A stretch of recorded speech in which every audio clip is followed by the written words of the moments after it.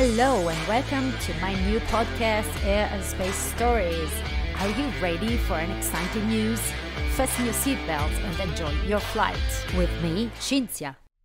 This is episode 3, season 1.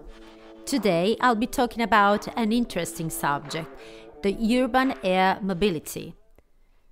We are very close to the realization of a science fiction dream, man's hidden desire to free himself from road traffic and soar freely in the sky. In the literature, in the movies, or even in TV series, flying machines and small vertical takeoff aircraft populate the skies. Urban air mobility, the acronym for which is UAM, involves the use of a small aircraft to make short range, usually less than 50 kilometers, and low altitude, usually less than 5,000 feet. Air travel for the transport of passengers, usually from 2 to 5 at most. These are primarily urban travel, but also extra-urban travel. We mainly refer to electric air vehicles with pilots on board, capable of vertical takeoff and landing, in jargon eVTOL, where E stands for electric, V stands for vertical, TO for takeoff, and L for landing. More than airplanes, these are a special kind of helicopters, but it's more correct to call them multi-rotor, because in almost all cases, the design involves the use of redundant propeller propulsion.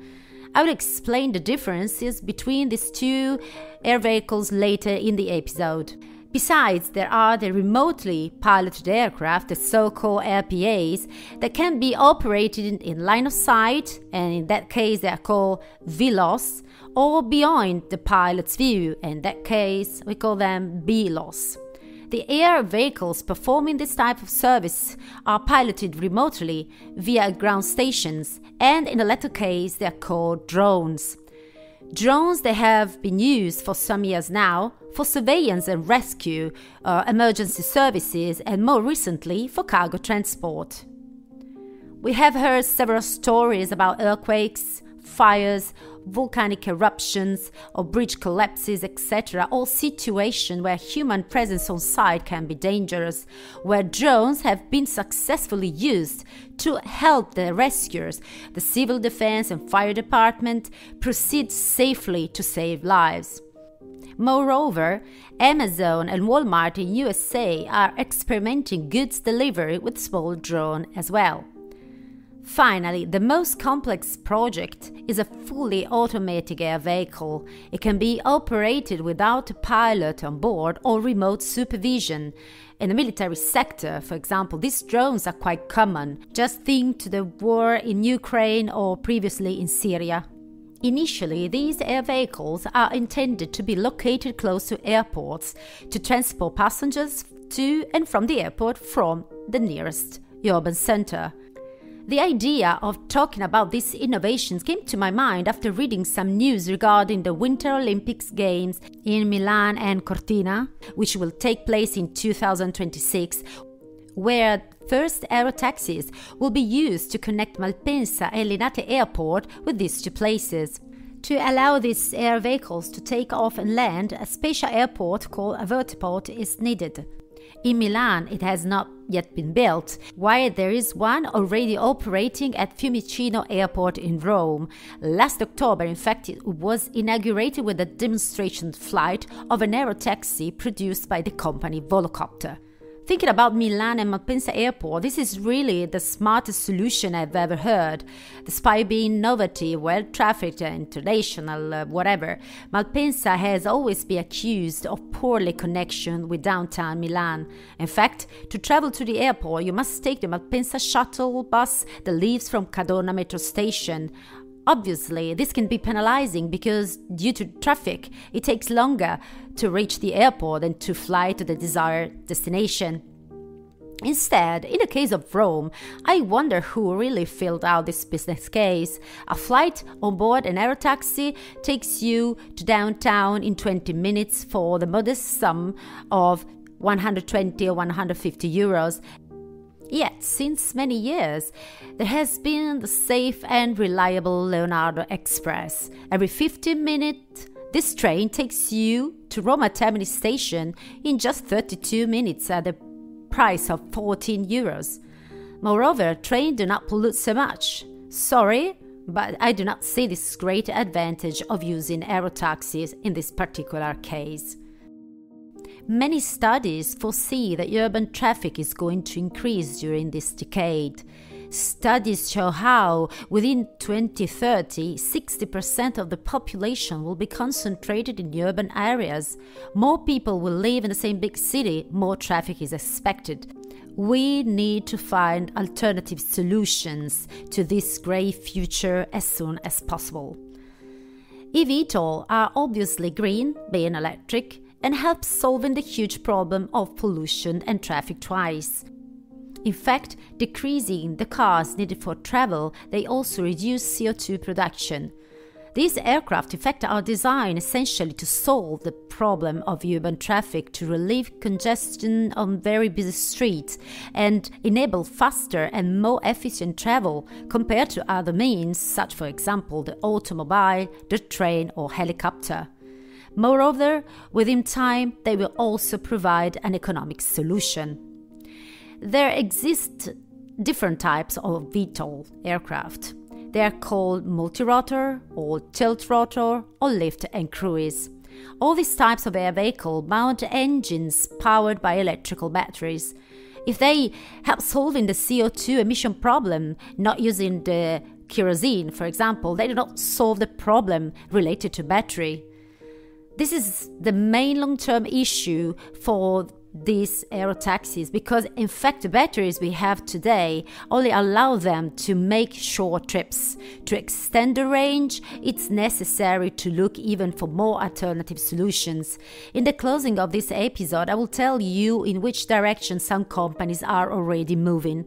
As I previously mentioned, the German company Volocopter is one to keep an eye on in this sector because its projects are quite advanced. Besides Volocopter, there are other startups, small companies and spin-offs of large companies that have entered the UAM business. For example, names like Joby Aviation, Lilium, Terrafugia or Eve, which is an Embraer spin-off. And finally, both Airbus and Boeing are developing their own UAM air vehicle. As far as I'm concerned, Lilium has the most interesting design. In fact, it is a fixed-wing aircraft propelled by several electric motors ducted in the wings with tilt-rotor capability that will allow, by changing their orientation, to vary the thrust according to the type of maneuver to be performed. For example, at takeoff, the motors face downward so that the propeller pushes the aircraft upward. Once the desired altitude has been reached, the propellers position themselves horizontally for the classical propulsion in the direction of flight. Challenges exist also at the technological level, not only at the economic or environmental. Batteries not only can guarantee a very limited range today, but they are also quite heavy, reducing the available payload on board, that is to say, the number of passengers you can carry on the air vehicle. The other technological challenge is the infrastructure. First, vertiports will need to be built, but also a fiber optic network to ensure data exchange between the air vehicle and the ground station must be built. For example, once the flight plan is calculated, it must be transmitted on board, but that's not enough. Constant communication with the ground ensures the best trajectory, even according to weather conditions. The real challenge is related to the control software that governs these types of air vehicle, especially in the case of remote pilot aircraft. It must be very precise, sophisticated, redundant, and of course highly verified. In one word, it must be certified. And here we get into the sore point of these small aircraft or small electric air vehicles, because they are used to transport the passengers and therefore they must comply with a very strict regulation, not only those by the local authorities like the ENAV in Italy, but also with the one enunciated by EASA, which is the European level authority that set the standard for all aviation. As today, for example, the Volocopter Velocity, which is the name of the smallest vehicle they have, capable of 35 kilometers range and 110 kilometers per hour as a top speed, maximum speed, will be certified under special condition with respect to the EASA regulations written for small drones involved in taking photographs or video footage, etc. And this means that EASA will soon have to tailor these regulations for this type of flying objects devoted to passenger transportation. And finally, I would like to point out that once having established the regulations, obtained the certification of each air vehicle, built the vertiports necessary, pilots will be required and needed. Well, it's estimated that about 60,000 pilots will be needed between now and 2030. So, if you're passionate about flying and you want maybe to pursue a new career, I recommend you to consider these opportunities as well. But why design and build new aircraft to carry passengers instead of using just helicopters? As I anticipated some time ago, there are many differences between an eVTOL and a helicopter. Here they are. First of all, the safety. We know that the weakness of helicopters is redundancy. They have a single point of failure consisting of the single rotor, the engine that allows the blades to turn and generate the lift and thrust to sustain the helicopter itself.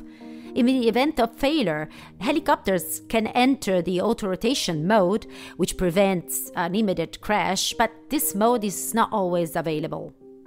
The second point is maintenance, both predicted and scheduled. Because of that single point of failure, precise checks are performed before each flight and also after each flight to ensure the perfect condition of the machine. The third is the noise in urban centers. Helicopters are quite noisy. For example, I live in a small town and my house is under the corridor where helicopters take off from the Riviera airport for recognition. I assure you that hearing them is quite annoying, especially during the night. The fourth point is the limited efficiency. Helicopters consume kerosene and therefore pollute. And finally, the last point is related to price. We know that, a ticket for helicopter flight is quite expensive. Even if you use the helicopter for business or for leisure, we know that it's about $150 to $200 per passenger and maybe even up. So this, of course, it depends on the number of people on board and the length of the route to be flown. But this is a huge obstacle to the use of helicopters as well. If we consider all these elements, an eVTOL can only be better in all points. No pollution and no noise, better efficiency because they are electric, and less maintenance due to design simplicity, and in the future they will be also less expensive for the passengers. And finally, considering the remote pilot aircrafts, the drones, we will also have an added advantage in terms of safety, eliminating the human error, often a contributing cause of fatal type accidents. I briefly mentioned here the case of Kobe Bryant, who died just during a helicopter ride with his daughter. That day the visibility was not good, there was fog, a lot of fog, but the pilot still wanted to take off. How it ended we know, unfortunately. I am very sure that if he had flown in such an innovative, manually piloted or better, yet fully automatic aircraft, this tragedy would have been avoided. Even in the case of adverse weather, today on board the small aircraft and helicopters, there's a system called the synthetic vision, which allows a much better situation awareness to the pilot because he can fly following a synthetic reproduction of the terrain and all of the obstacles from his display, and he will fly safely even in dense fog or during very dark nights. To ensure the synthetic vision will display all the obstacles, of course, freshly updated databases are needed. This could be still a human error issue. Instead, in the case of fully automatic air vehicles, special flight plans are also activated in case of emergency. For example, if the connection with the ground station is lost, the drone returns to the base or to a predefined vertiport or airport, wherever, on its own, and this mode is called, for example, return to base. What does the population think about UAM? On this question, the European agency compiled a survey to understand the sentiment of ordinary people toward aerotaxis. The results are promising. 72% in fact are in favor of the use of these air vehicles, whether drones or pilot-operated, for cargo transportation, while the 54% agree that these vehicles should also be used for short-range air transportation of passengers. This indicates that people are getting used to this idea. And finally, I want to share with you one last number regarding the economic size of the entire UAM business. Forecasts predict this market will be worth as much as $23 billion by 2028. In fact, companies in the sector have moved early, investing big capitals because they know that the future is about to come. Speaking of which, I would like to broaden the view even more before closing this episode. In fact, there are already several projects underway, some of them widely secreted by the media, based on the use of liquid hydrogen, for example, in so-called fuel cells, to generate electricity instead of batteries. Although liquid hydrogen is less voluminous than its gaseous state, it is still needed in large quantities to enable a medium to large aircraft to fly several miles, not just 50, but at least a few thousand miles. This is the only way we can probably say goodbye to kerosene or even the sustainable aviation fuel that I briefly discussed in the first episode of my podcast. Forever. In any case, I will devote an entire episode to hydrogen, how to obtain it because it's not available in the state we are interested in nature, and how to use for propulsion. Thank you very much for flying towards the future with me in this episode. I hope you enjoyed it and you will return the next time to reach another fantastic destination. Bye bye from Cinzia.